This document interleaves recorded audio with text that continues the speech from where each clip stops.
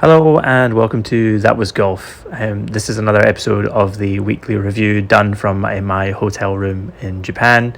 Back to normal next week when I'm back in Australia with my normal equipment. But for now, let's get into last week's golfing results.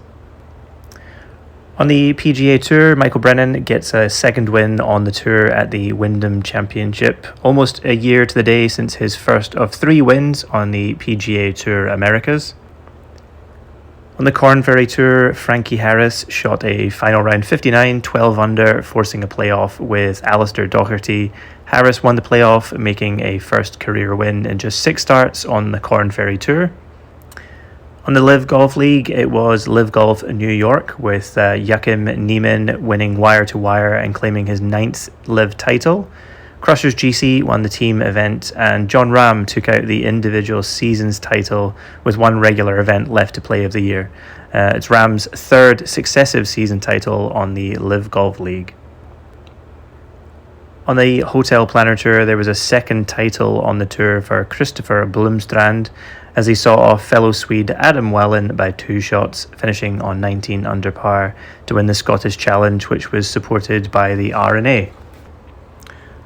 On the Sunshine Tour, a final round 8 under 64 saw Luke Brown shoot up the leaderboard and claim a second career title on the Sunshine Tour at the Sunbet Challenge Times Square. On the PGA Tour of Taiwan, Huang got a 4th career win on the tour, finishing on 21 under par and 2 shots clear of Hing Jingyao in solo 2nd place.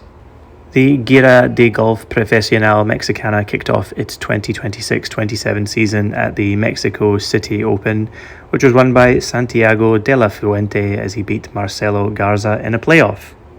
The Professional Golf Tour of India resumed its season after a summer break, and Kalin Joshi took out the title at the J&K Open, winning on 24 under par, a massive 9 shots ahead of the field. On the Clutch Pro Tour, it was the Mizuno Masters, and the winner was Angus Flanagan, a 2nd career win on the tour and Angus's 1st since 2024.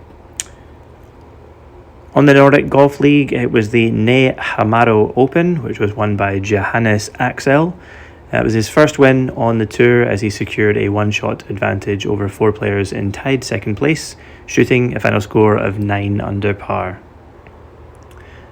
Out on the KLPGA, it was the Jeju Samdoso Masters, the 13th annual event of this event on the tour, with Yang Su taking the title, her 1st win on the tour since joining in 2016.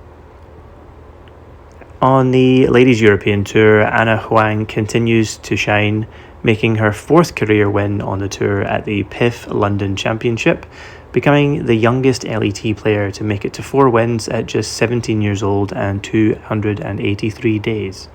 The Ladies European Tour Access Series, a brutally windy and rainy Himmerland resort in Denmark, saw a 3-player playoff for the CSK Steel Women's Open, which was eventually won by Moa Svedenskyøyd as she beat Beth Coulter and Lena Gear.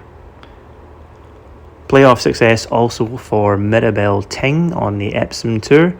She secured her 1st win on the tour with a first-hole playoff victory over Rachel Kuhn. The JLPGA was in the north of Japan for the Hokkaido Meiji Cup.